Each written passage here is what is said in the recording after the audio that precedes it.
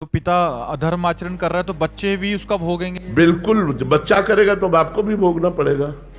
बाप की भी निंदा होगी, उसको भी गालियां मिलेगी, समाज में उसको सर नीचा करना पड़ेगा। चाहे पिता का संबंध गलत हो या पुत्र का संबंध गलत हो, दोनों को भोगना पड़ेगा। अधर्म आचरण से आया हुआ धन भी प्रभावित पूरे परिवार को शोकित करेगा, पूरे परिवार को शोकित करेगा। और दिखता है तो गाड़ी बंगला सब बन गया। ये सब बाहरी है, बाहरी है। ये कुछ दिन के बाद बाहरी भी नहीं रहेगा और आंतरिक भी नहीं रहेगा। आंतरिक तो जलते ही रहते हैं, बाहरी है ये कुछ दिन के लिए है, कुछ दिन के लिए है।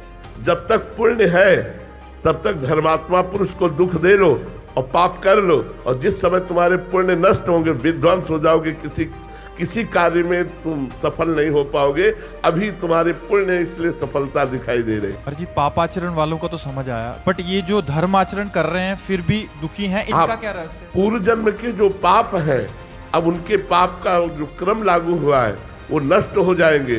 तो पूर्व जन्म के पुण्य और इस जन्म का पुण्य जब दोनों मिलेंगे तो ये सूर्य की तरह प्रकाशित हो जाएंगे, ये परमानंद को प्राप्त होंगे। और पापी पुरुष का वर्तमान में पुण्य खर्चा हो रहा है, जब पूर्व का पाप और वर्तमान का पाप दोनों मिल जाएगा तो ऐसा ब्लास्ट होगा कि सर्वनाश हो जाएगा। और इनके अंतःकरण की स्थिति क्या है? शांत, प्रसन्न, भले दुख में है लेकिन प्रसन्न। देखो 12 वर्ष का वनवास, 1 वर्ष का अज्ञातवास पांडवों को मिला, लेकिन साथ में ब्रह्म ऋषियों का संग। ये सौभाग्य कि बड़े बड़े ब्रह्म ऋषि भगवान की चर्चा सुनाते हुए उनको 12 वर्ष समझ में ही नहीं आया कैसे कट गए।